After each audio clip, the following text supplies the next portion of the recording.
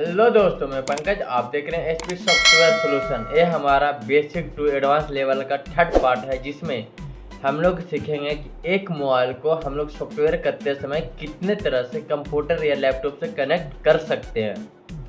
तो ये नहीं होता कि कोई भी फ़ोन आया, डाटा जो कि प्रोसेस होता है अनलॉकिंग का वो किया, डायरेक्ट डाटा केवल इंसर्ट कर दिया फ़ोन में, तो इससे हमारा फ़ोन कनेक्ट नहीं होता। सॉफ्टवेयर करने के लिए कई रूल रेगुलेशन हैं, फ़ोन को कनेक्ट करने के लिए कई रूल रेगुलेशन हैं, फ़ोन को कनेक्ट करने के लिए उसका भी कितने तरह का मोड होते हैं, जिसके ज़रिए हम फ़ोन को सॉफ्टवेयर अनलॉकिंग फ्लशिंग कर सकते हैं। तो सबसे पहले हम लोग यही नहीं जानते कि एक मोबाइल को कितने तरह से कनेक्ट कर सकते हैं। जैसे कि अगर बोला तो एडीएल मोड में कनेक्ट करो, एडीएल मोड हम लोग जानते हैं नहीं कि एडीएल मोड क्या होता।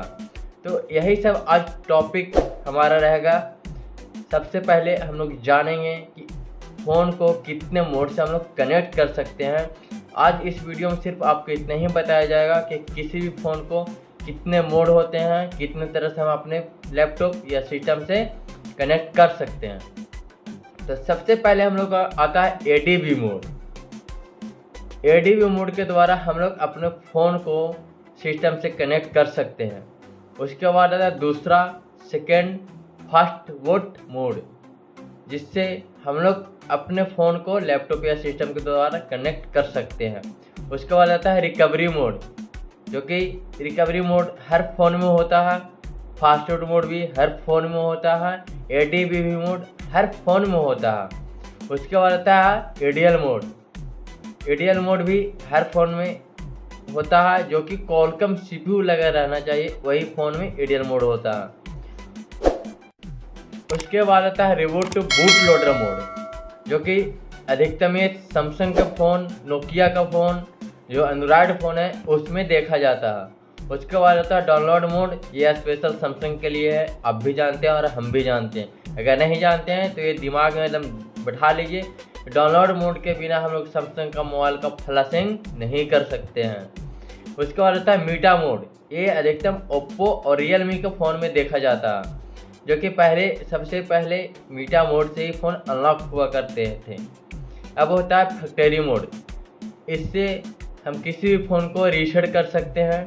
रिकवरी मोड में जाने के बाद फैक्ट्री मोड पे ऑप्शन आता है, उससे हम लोग क्लिक करके किसी भी फ़ोन को यूजर डाटा को इरेज कर सकते हैं, जो कि हर फ़ोन में हो जाता है।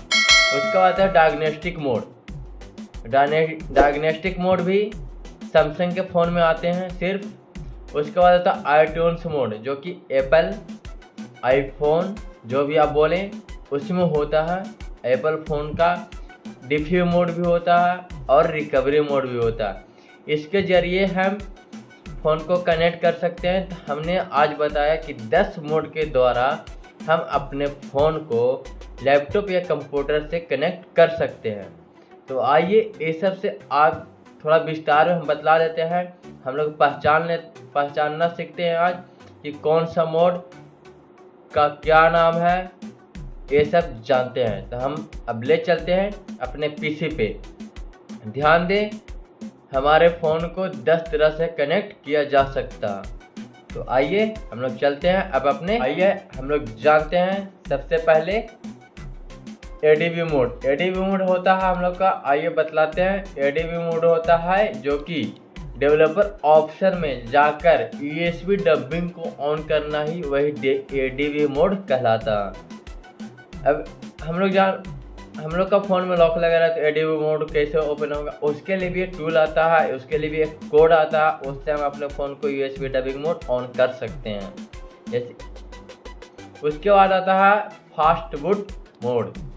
ये भी हम लोग आइए बताते हैं कि फास्ट बूट मोड कैसा होता है। तो आप ये देख सकते हैं, यही हमारा फास्ट बूट मोड है, जो कि हर वीवो, ओप्पो, रियलमी, सैमसंग सारा फ़ोन में ये आता है। खासकर रेडमी में सबसे ज़्यादा अधिकतम ये काम करता है। उसके बाद आता है रिकवरी मोड। रिकवरी मोड हर फ़ोन में रहता है, चाहे वीवो का हो, सैमसंग का हो, ओप्पो का हो, या कोई भी फ़ोन, आईफोन तक में रिकवरी मोड का ऑप्शन दिया रहता है। उसके बाद आता है एडीएल मोड। ये क्वालकॉम के सीपीयू जिस फ़ोन में लगा रहेगा उसमें ADB मोड रहेगा, वरना जो भी एक सैमसंग का खुद का कंपनी है CPU का, उसमें टेस्ट पॉइंट रहता है, तो हम लोग इसको टेस्ट पॉइंट से भी नाम से जानते हैं। उसके बाद आता है हम लोग का रिबूट टू डाउनलोड मोड या reboot to boot loader mode. यह हमारा Samsung phone, Nokia phone etc में पाया जाता है। इसके थ्रू हम किसी भी फ़ोन को फ्लशिंग कर सकते हैं, कोई भी फाइल को डाउनलोड कर सकते हैं रिबूट टू बूट लोडर के थ्रू। उसके बाद आता है हम लोग का download mode. Download mode Samsung के फ़ोन में होता है, जैसे कि मैंने बताया कि सैमसंग डाउनलोड मोड के बिना फ्लशिंग नहीं हो सकता है। उसके बाद हो गया ये डाउनलोड मोड हम लोग जान चुके हैं। इसके बाद हो गया हम लोग का मीटा मोड, जो कि ओप्पो, रियलमी के फ़ोन में ये देखा जाता है। तो आप देख सकते हैं यहाँ पे हम बता चुके हैं। मीटा मोड में जाने के बाद जो फ़ोन का स्क्रीन रहता है ग्रीन, येलो और रेड तरह से हो जाता है। उसके बाद आ गया हम लोग का फैक्ट्री मोड। ये से हम लोग बीप डाटा, यानी सीधे बोलते हैं बीप डाटा कर दो या फैक्ट्री रीसेट कर दो, जो कि मोबाइल बंद करके वॉल्यूम प्लस और पावर की से द्वारा आता है या वॉल्यूम माइनस और पावर की द्वारा आता है।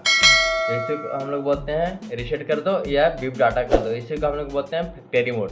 एक होता है डायग्नोस्टिक मोड।